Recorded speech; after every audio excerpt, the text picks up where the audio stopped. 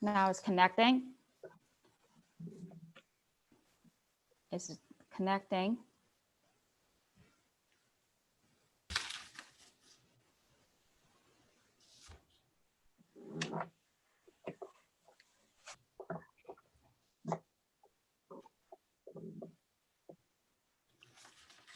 Jerry, you can go. Okay. Hello, everyone. Welcome to Jerry Show. You know, the 2020 is a year of excitement, followed by unexpected. The COVID-19 definitely turned everybody's life upside down. And then 2020 is also a year of election, of a national level and at the local level. Oakland County is one of the most wealthy and well-established place in the nation. It had been governed by the Republican leaders, Brooke Patterson, for 26 years. Some residents are happy with his leadership, while others might not be as satisfied as they're expected, so they're looking for change. This year, November, Oakland County will have a new executive. Will Oakland County still choosing the Republican leader or will switch to Democratic side? This will up to with the people to decide. Our platform is not endorsing anybody. We want to invite all the candidates come to our platform to present their ideas and the way of governing so people can understand their ideology, to understand the way of governing. And then people will be better, take action better to decide who they're gonna vote to. Today, we're very happy to have Andy Meisner, the Democratic candidate, to join us today. He's running against the incumbent David Kotler for Democratic nominee in August. Also joining me is my co-host, Ryan Rosero, who is on behalf of Filipino community. Welcome, both you guys. Right, thank you. Thank you for having me. Thank you. So Andy, you know, you have attended many our community events. So people are very familiar with your charming smile. However, we're not familiar with you as a politician. Can you introduce quick rundown about role as a politician? Sure, thank you, Jerry. And it's great to see you, and it's great to see my good friend Ryan Rosario as well. Appreciate both of you. So yeah, I'm Andy Meisner. I'm a husband to Sarah. We have two boys, Asher and Levi, who you've also seen out at a number of community events. And we've actually got a third child coming in the next couple of weeks. Oh, congratulations. Congratulations. Thank you. And, I've worked, I'm an attorney. I've worked in the nonprofit sector. But Jerry, for the last 15 years, I've devoted myself to public service. And I started as a state representative in Lansing, which is where I got to know a lot of friends in the community. Right. Helping to start the Asian Pacific Islander Commission when I was chairman of the House Commerce Committee, along with my good friend Hoon Young Hopgood. And I spent 6 years. Yeah, he's a wonderful guy. So I spent 6 years as a state representative, helping to make law at the state level, including writing Michigan's law on stem cell research. And then I came to county government in 2008, which was another time of crisis with the recession and the foreclosure crisis going on. And I knew that there were some more things that the county treasurer could be doing to help save families' homes, and also to deliver services from the county in a way that is culturally competent and that is accessible to every different community, because Oakland County has such a richness and such a great diversity. So I helped save 30,000 homes from foreclosure. We translated a lot of our materials into different languages, Mandarin, Vietnamese, Korean, just to name a few, so that the county that is home to such a beautiful and growing Asian community knows it and services it. And after 10 years as treasurer, when Brooks Patterson passed away, I felt like I had something to offer as the leader of the county And so last March, we launched our campaign, and we've been very focused on a few things. One is helping to lead the county out of the COVID crisis, helping small businesses and families get through. I've been very focused on balancing the budget. I am a balanced budget Democrat. So And I that's think my question actually regarding your role as a treasurer. So Yeah. is that considered your biggest achievement as a treasurer? I think that the biggest achievements as treasurer is saving 30,000 people's homes from foreclosure, defending the AAA bond rating, and balancing the county budget, starting by taking a What's the voluntary pay biggest cut challenge? myself. What's the biggest challenge while you are achieving this goal as The big- as a county treasurer? Yeah, well, I think the biggest challenges have been the foreclosure crisis and recession were the biggest Hard time. crisis because they put people out of their homes and required us to act very swiftly and to try to work with the banks to keep them in the home. And then the COVID crisis has also been one of the greatest challenges, continuing to provide service to the people in the county under such unusual conditions. Right, right. I watched one of your show regarding, you're talking about too much equity in Oakland County. And it seems like you have some issue about that. Can you explain a little further about the too much equity and how we're going to solve that if you have that issue? Yeah, well, thank you for that, Jerry. Oakland County needs to become more modern in understanding that we have a lot of different communities that make up our one Oakland County. And for women, for minorities, they have not had the same opportunity and access that other people have had. And so one of my biggest focuses is on expanding equity, not only for women, but for communities of color. And the Asian community has been a great love and passion of mine because there are needs there. But unless we reach out and listen and understand some of the needs, like for instance, Mhm. during the foreclosure crisis, some friends in the Asian community experienced a language barrier. And so they didn't know how to access government services to save their home. It's true. And so that is inequitable.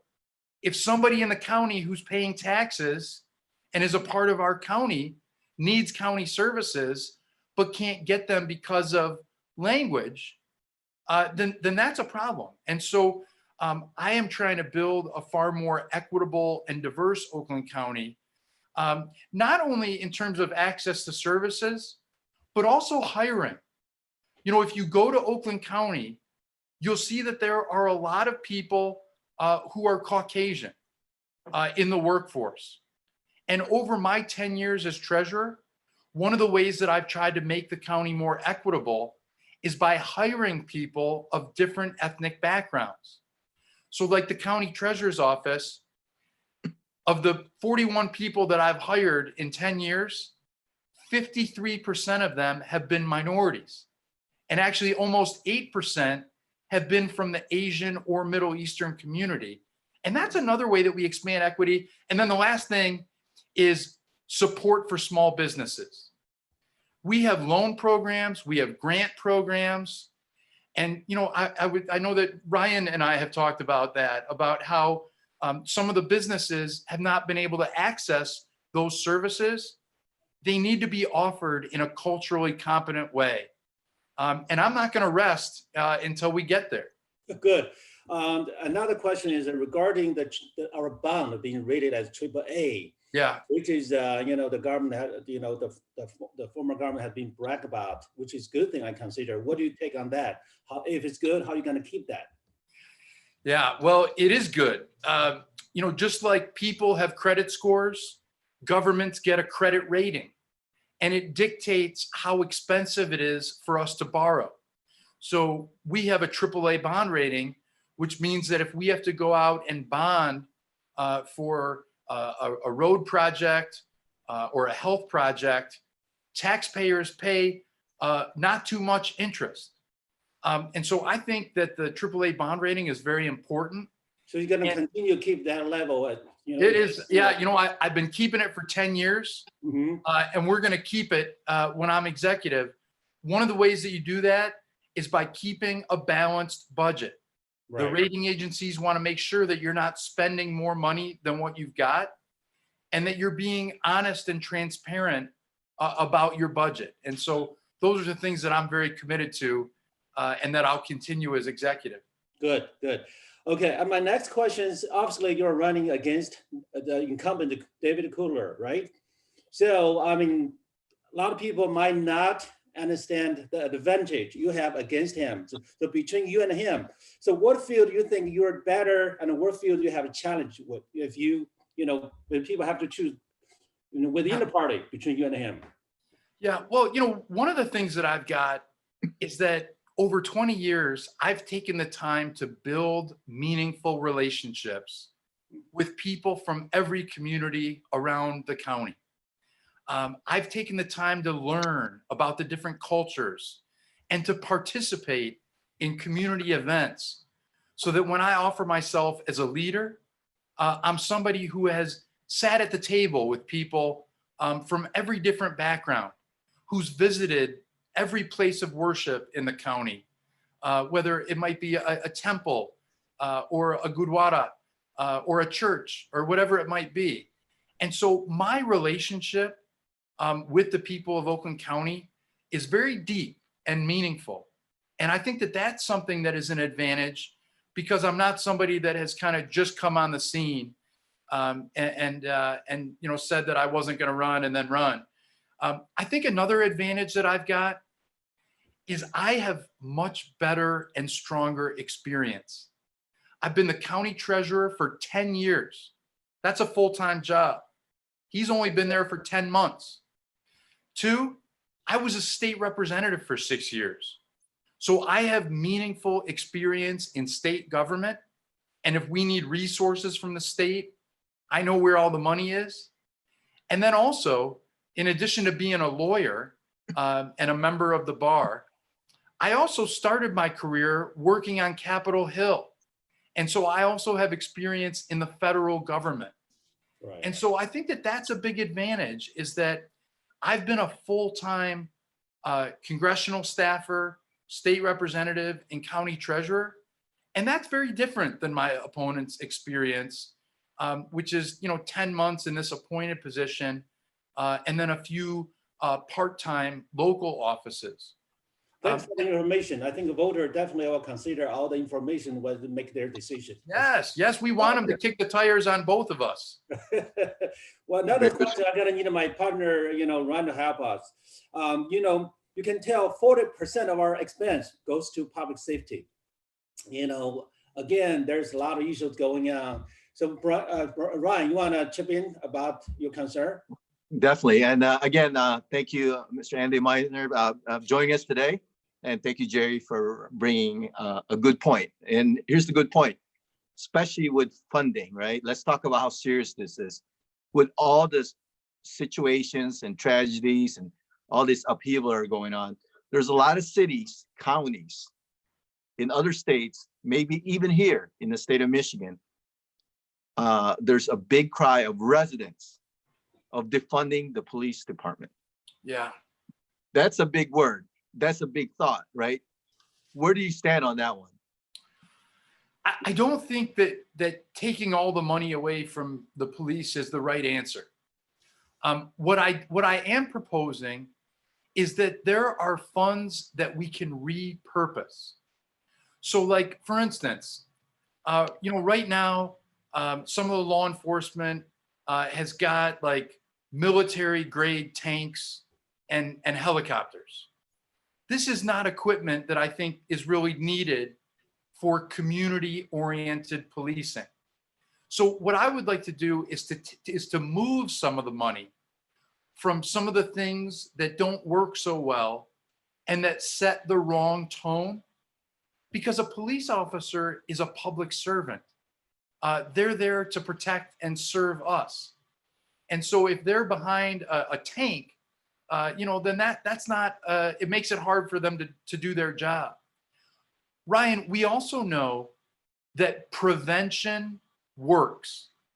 And so we could take some money out of law enforcement and put it into prevention, like after school programs is one example, by putting them into problem solving courts and diversion programs that take people who are mentally ill or drug addicted, and instead of putting them in prison, getting them into treatment so that they can go on and lead productive lives.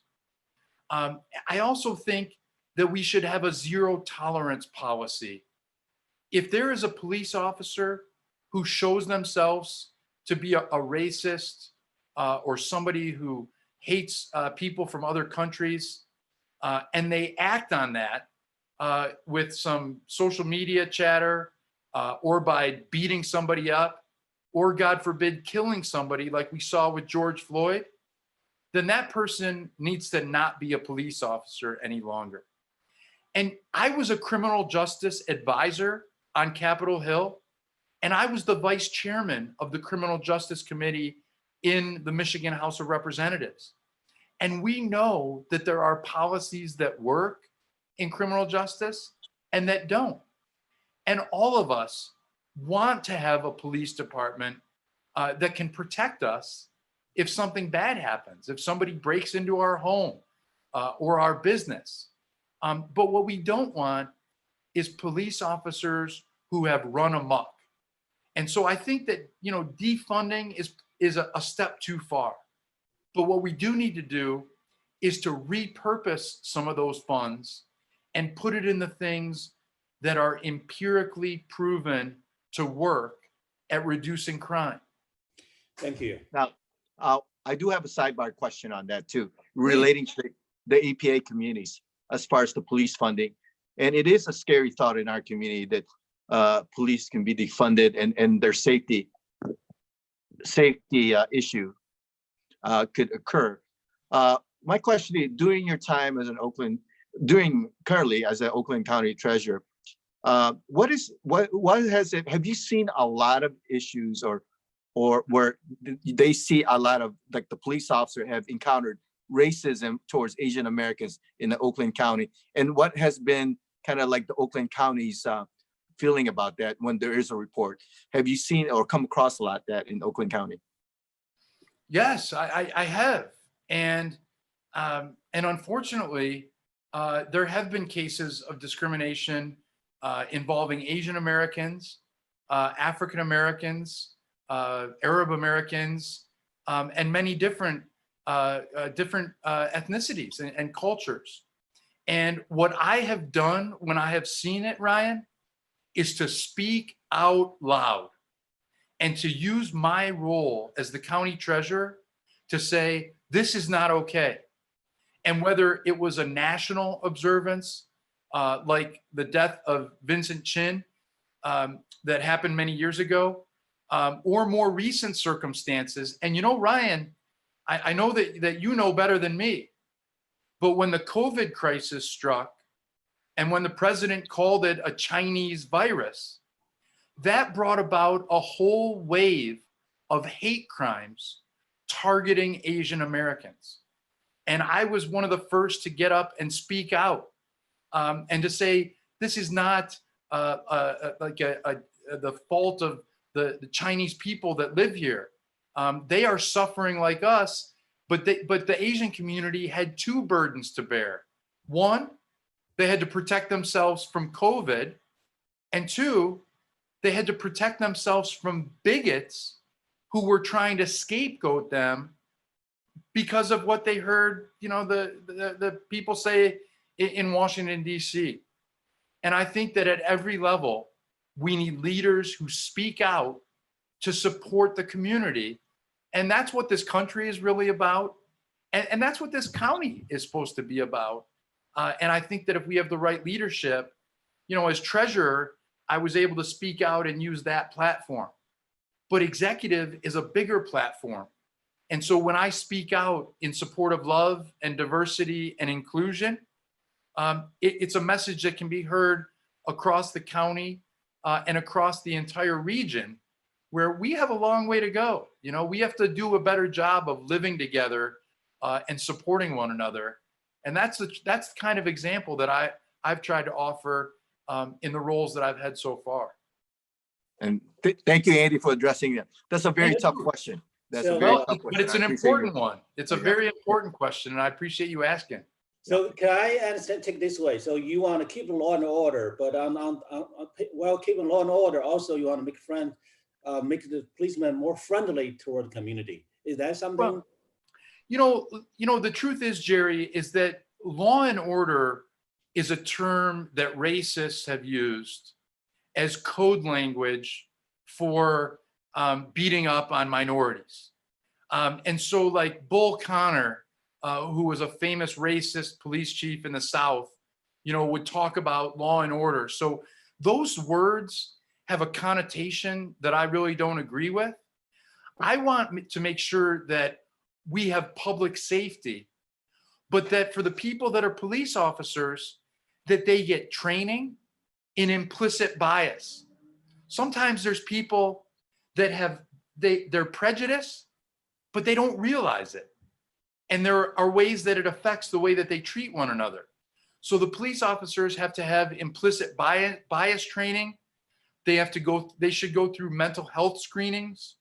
They should be checked for personality disorders that might make them lash out at people for their own benefit instead of public service.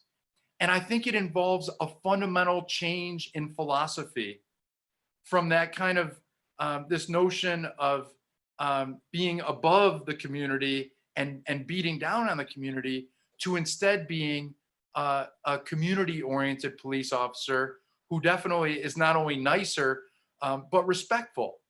And there are a lot of them that do it right. There's a lot of police officers that do the right thing. And when these bad apples act so terribly, it does cast a negative light on the whole profession. But it seems like there's something that really needs to be investigated in policing. And that's why one of the things that I'm proposing is civilian oversight. So if there was a committee that oversaw the police that could have representation from the Asian community, from the African American community, from different faith communities, that would be a way of making sure that the police are enforcing the law in a way that is consistent with our values. And our values don't include discriminating against people because of their race or their country of origin. It's America, we love that. And we need to show that in the way that we protect and serve the public. Thank you. Thank you for your explanation. Thank you. Thank you. The next question is regarding, you mentioned you have a specific plan for African American community. Yeah. Personally, I have many African American friends in this area. I heard that some of them talking good about you in person. So can you provide some details about what your plan is and how the African American community can be benefited from? And you said you don't like window dressing. So what's your fundamental, what's your plan can fundamentally improve the African American community and what area you are focused on? Yeah, well, thank you for that question. And, the African American community makes up about 13% of the population in Oakland County. But they have a different experience. And, with this whole COVID thing going on, do you know that African Americans have had higher infection rates from COVID and also higher rates of death? And so the bottom line is that our friends in Oakland County in the African American community are less healthy than Caucasians, less healthy than other groups. They have a disproportionate negative effect from hypertension, type 2 diabetes, heart disease, So right here in America, in the wealthy county of Oakland County, Black people are dying younger, they're sicker, and they have less access to healthcare. And the COVID situation shined a magnifying glass on that situation. And so the first thing that I want to do is I want to make sure that everyone in the county, whether they're African American, Asian American, or from any background, gets access to healthcare when they need it. And I'm talking about physical healthcare, but also mental health. That's actually my next question. You mentioned the regional health center, right? Yeah, that's exactly That's right. my next question. So Yeah, so sounds like you're going to build a regional health center to offer this kind of help to those people yeah, that need. the federal government has got funding available that we are leaving on the table right now. And so my plan is to build 8 regional Oakland County health and wellness centers. And, we would do 8 of them all around the county. We would want to do one in Southfield. We would want to do one in the Novi Farmington area. We would do one over in the Madison Heights, Hazel Park area, as well as Pontiac and then Northwest Oakland County. There's a lot of rural poverty in Oakland County that people forget about.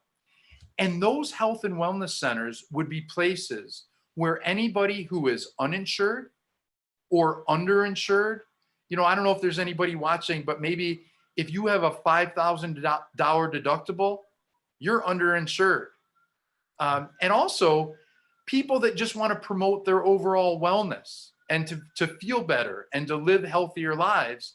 And that's the first thing that I would do, which would not only address the health concern in African-American communities here, but will help everybody else as well.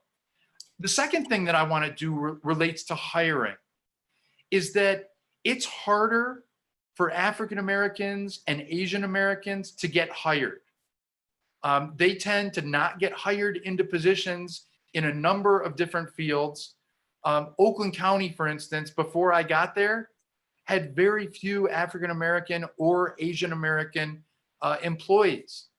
And so one of the things that I want to do is to make sure that across every department in Oakland County, that people from the African American community, from Asian American community, are getting the opportunity to be hired, promoted, and to work in positions of responsibility.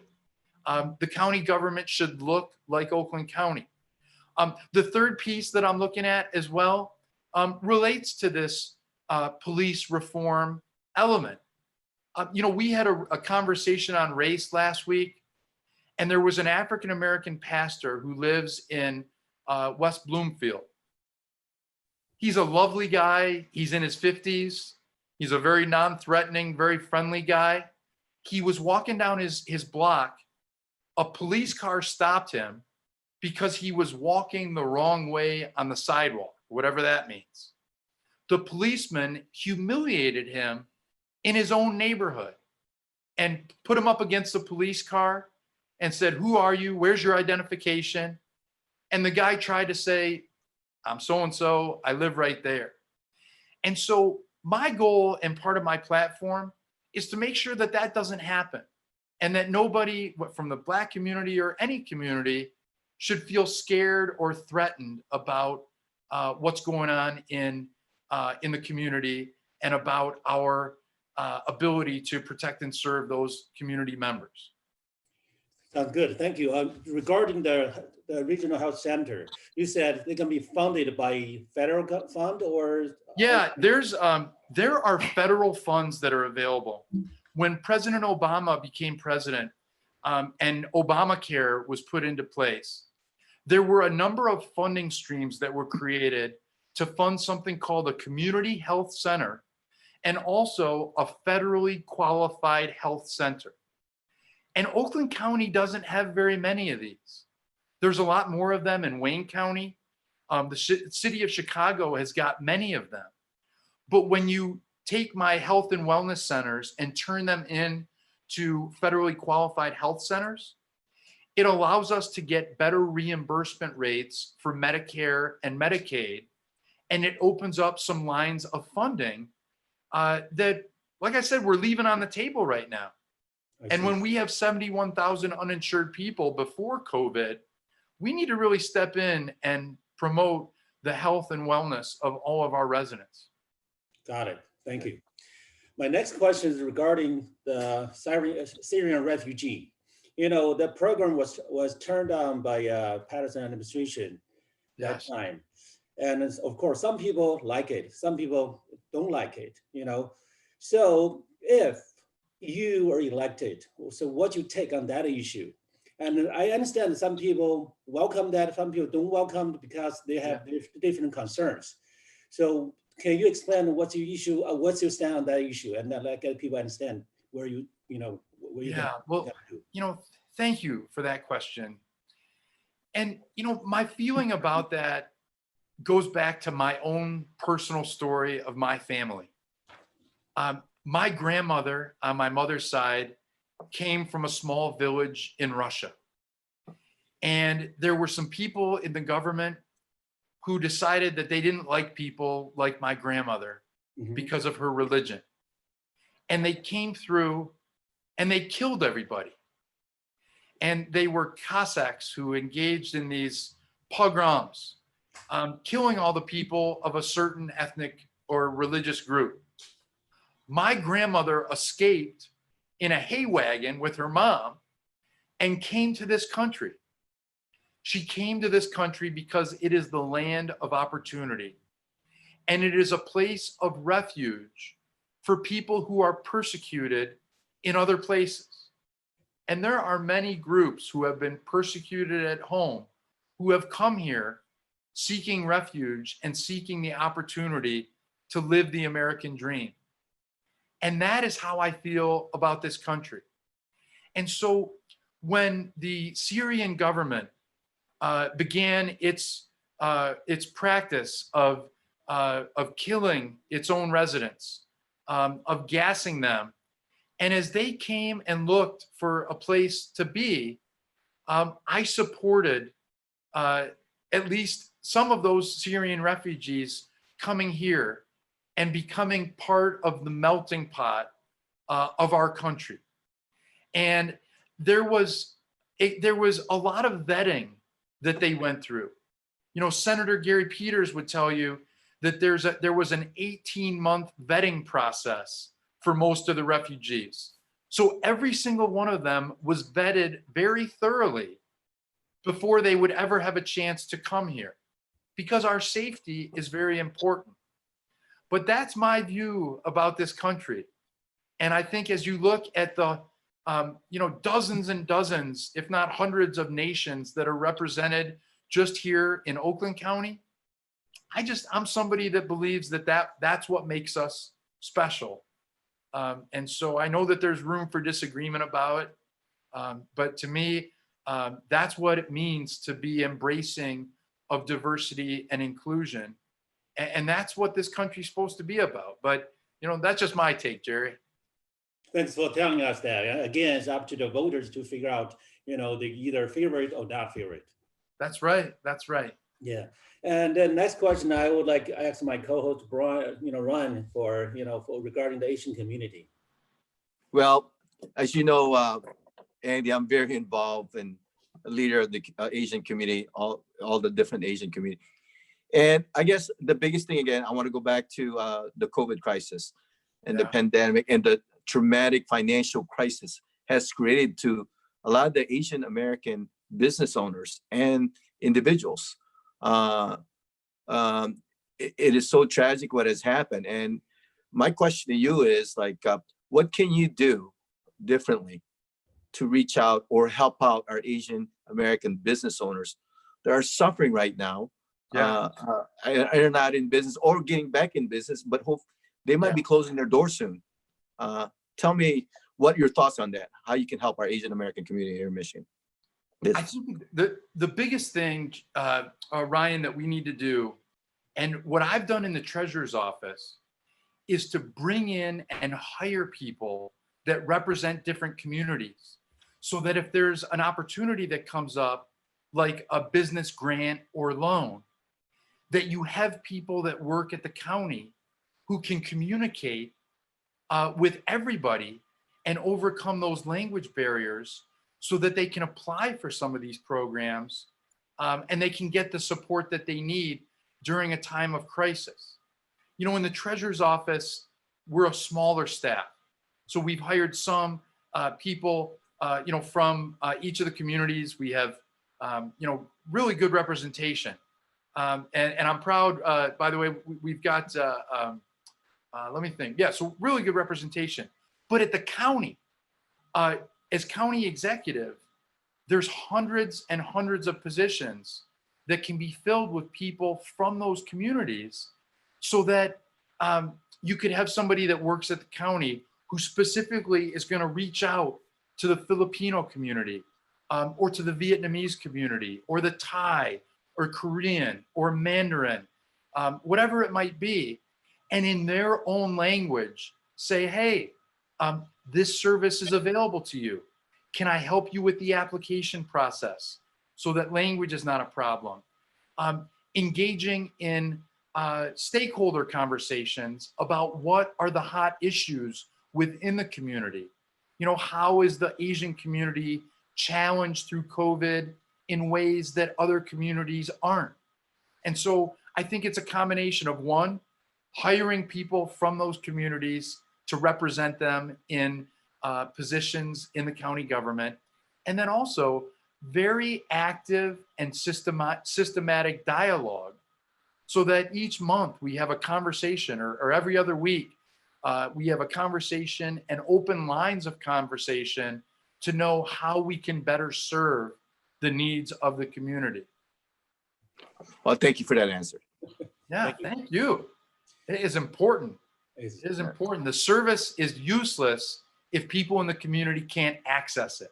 Well, my point is this. It is so sad that there's still about almost, what, $30 billion that's now available for all these different grants and payment protection programs to offer to these business owners. Yeah. But the biggest challenge that we've had in our community, like Jerry and I will agree, is the fact that some of them really don't know how to navigate how to fill out these applications. So that's a very good point that you said regarding about it. Ryan, I want anyone who is out there who is having any trouble applying for any grant or loan program, I want you to call me on my cell phone. It's 248-421-2639.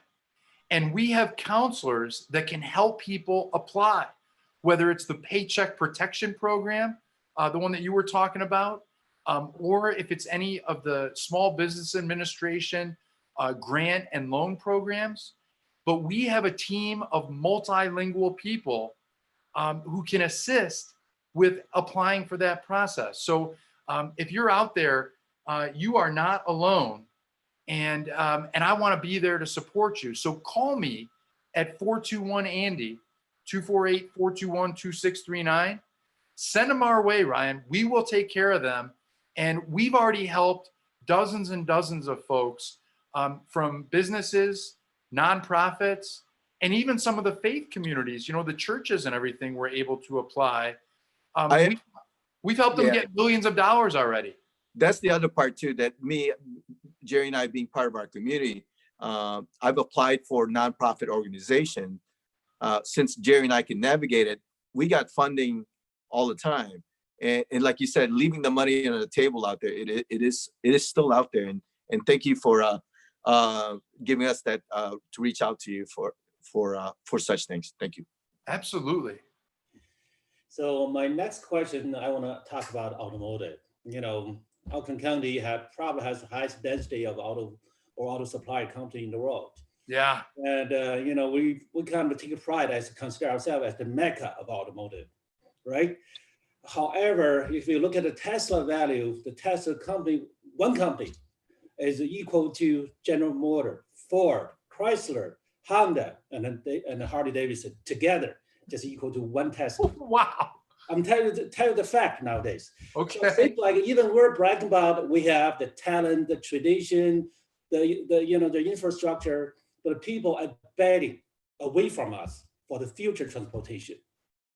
So it seems like we're not taking front seat anymore. We're in the rear seat.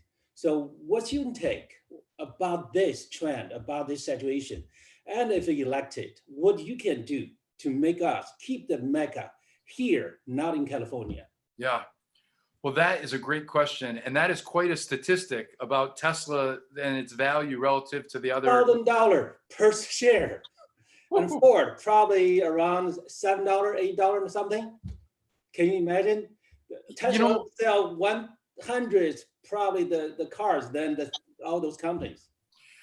Jerry, I think that there's a couple issues to address there. One of them is the issue of disruption, right? Is that Tesla has disrupted the automotive sector. And By so innovation, by pioneering in many new fields, I'm sorry? by being a pioneer of many new fields, I think. Yeah. So I think one of the things that we need to do is we need to support the efforts of our the local domestic automotive companies, the big three, and some of the others that have a big presence here, is that we need to do more to support them so that they can branch out and really have the resources that they need to dominate the autonomous vehicle market. I think that is an area of opportunity where our big boys can do some of the disruption and can really have a competitive advantage. I think one of the other things that we have to do is I'm a big believer in, I think they call it like a cluster strategy. So the idea is that we have these big three companies, we support them, we're grateful for them, we want them to continue to be here. But what you also do is look for opportunities for entrepreneurs to start complementary businesses that are based on elements of the big three operations. And with our expertise in research and development and the amount of talent that we've got in automotive engineering, there is a lot of opportunity to spawn new businesses that could be the next Tesla, for instance. And that's something that I think that the county government can really support. Brooks Patterson started this thing a long time ago called Automation Alley. And that was a good way 20 years ago of supporting the big three. But as the landscape changes and as we experience disruption from Tesla, kind of like turning the whole world of automotive on its ear, then we need to help those autos adapt, and we need to promote entrepreneurship that's based on those companies and their expertise, because we're well positioned on autonomous. And so we got to really make that happen. Does that make sense? And does that seem like the right direction? Again, when you talk about automotive, it's also about infrastructure. And the autonomous are also involved with this infrastructure that's, like the charging pole station, and the road needs to be, configured to fit in that trend. So it seems like it's not only a technology, it also involved a whole collaboration between different area and the different corporations as well. And infrastructure is one of those areas that involves local, county, state, and federal. And that's why I think it's really important to have leadership with experience across that board, so that we can interweave strategies, so that like when a new road is being built, that we take that opportunity to invest in autonomous technology, so that the road doesn't have to get built twice. It gets built once the right way with the autonomous technology that we're going to want going forward. But it requires coordination and getting smarter and more collaborative about the way that we do it, because the world is changing very quickly, and government at its best can help the private sector to stay out in front of the curve. Most of the change will happen within the private sector, and it's not our job to create jobs, but it is our job to try to make a more conducive environment. And building our entrepreneurial ecosystem is one of the things that I'm really passionate about as well. Right. Right. Sounds good to me. Thank you. Okay. Hey, Ron, I want to give Mr. Andy Meisner an opportunity to wrap up. But do you have any more questions before I let him wrap up? Well, Andy, like everything else, though, it still goes back to the Asian American community. It's a quiet community in the past, but the Asian American community now has most of the top disposable income and also the voting initiative lately. And it's very important for any politician or anybody of office to hear our concerns today, and that's why we're here today. And I appreciate you addressing some specific ones about our community. And like I said, if there's any more issues that will come up, I love that you gave your phone number directly, and we will share them with you. And again, thank you, Andy, for being here today. Well, Ryan, I'm very grateful for your leadership. I think you're the current president of Kappa. Yes. I think you've been president of every other organization, or you're gonna be. Yes. Gary, I know that you are a leader in the community, and all I just want to say is that from the deepest parts of my heart, I love the community. I am grateful for the opportunity to serve, and the relationships that I've built over these decades are not only meaningful to me professionally, but in a personal way, they're very meaningful as well. Going to community events with my children and exposing them to different culture. My 7 and my 4-year-old are learning Mandarin Chinese right now. They watch Mandarin Elmo. I'm not smart enough to speak Chinese or any of the Asian languages. I speak Spanish and Portuguese, but it's because I love culture. And so in closing, I would just say that the broader Asian community is an incredible gift to Oakland County and the region. And the way that the nonprofit organizations within the communities come together to organize, to provide human services, to provide social services, to provide assistance with economic development, when you're talking about like the Chamber of Commerce, I think that is a model for communities around the country to follow.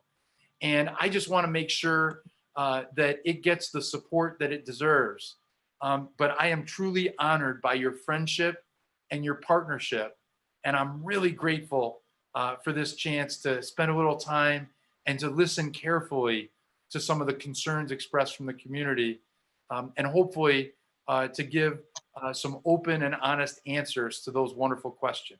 For sure. This is the first chance we have you on, and we are looking forward to have you on more in the future. And good luck to campaign. And if you have any question or we have questions, we'll talk to each other. Well, and I also want to thank J.U. Alachanian as well with the Asian Media for her friendship and guidance.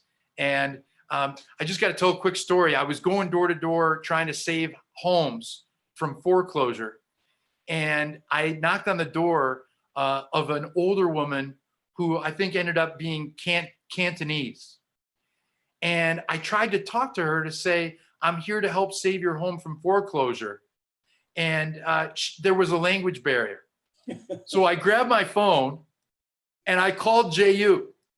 And I said, JU, can you talk to this woman? And so I put her on the phone with JU. JU talked to her, found out what was going on, got us in touch with this older woman's son and daughter-in-law, and we were able to prevent the foreclosure. And it's just the sort of example of what wonderful things we can do when we work together. And I just appreciate her. I appreciate you guys.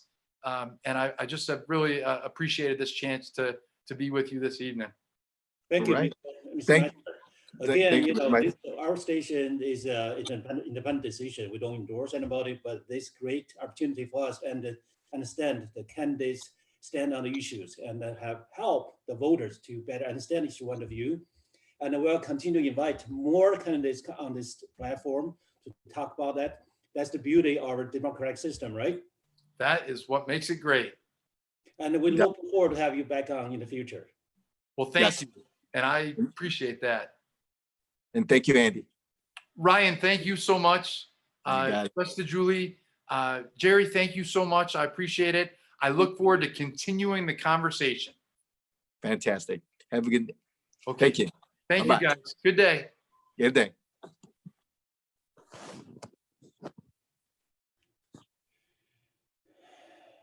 Ryan,